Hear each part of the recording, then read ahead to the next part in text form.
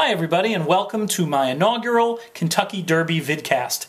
My name is Peter Thomas Fornatale and today, through the magic of Twin Spires TV's replay feature, we are going to be having a look at the Whirlaway Stakes at Aqueduct. The horse in particular we're going to be watching is the number 1, Toby's Corner, who's about to break rather alertly here and then relax in a nice way, settling back off the pace, which is exactly what the connections and the jockey were looking for him to do on this day, and he accomplished it nicely.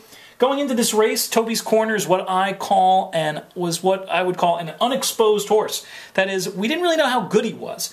He had won his last 2 races, both one-turn miles at Laurel, but neither the speed figures in those races nor the competition he faced necessarily stamped him as a Triple Crown contender. But there was definitely a feeling just visually watching his races that he did have the opportunity to maybe be something really good. And in this race, he takes a step forward to proving that true. His trainer, Graham Motion, one of the best there is as far as this handicapper is concerned, had always said he thought that 2 turns was going to be the key to this horse. And I think we see that he was probably right. He caught a muddy track for this race. Connections weren't sure how he was going to handle that, but he acquitted himself nicely as far as handling the surface. You can see him traveling very well, about to make his move very willingly on the outside. I like his head carriage and just the way he's carrying himself in general here as he makes his move. He's going to sweep by the whole field, and then you'll see something else interesting as he engages the leader, JJ's Lucky Train. JJ's Lucky Train, a very useful horse himself.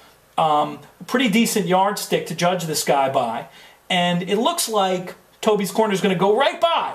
But then as he makes the front, tough to see with the foggy weather at Aqueduct and the rain and everything, but he starts looking around, and I think what happens is he's having trouble changing leads here, and then right here, jockey Eddie Castro gets him to change leads and gallop to the wire really nicely. And you'll see in a second here on the gallop out, he just looks like a happy, healthy horse who might have had a little more to give had he needed to. And what I think could be significant about the looking around and the lead change issue is it shows he's still green. He's still figuring things out. The kind of horse who very well might get better with a little bit more experience and also as the distances get longer. So this could be a player on the Triple Crown Trail. We know it's a strong crop, so I wouldn't necessarily be running to the future book just yet, but at the same time, I think this is a horse who's shown he's got some real talent and is one to be followed wherever he turns up next. Presumably, that will be in the Gotham at Aqueduct, but with so many options along the Triple Crown Trail, it's tough to know for sure. But this is the first horse we're going to look at in this series, and every week we will take a prep race and deconstruct it along these lines, and I hope you come back and join us again. This is Peter Thomas Fornatale saying until next time, win all your photos.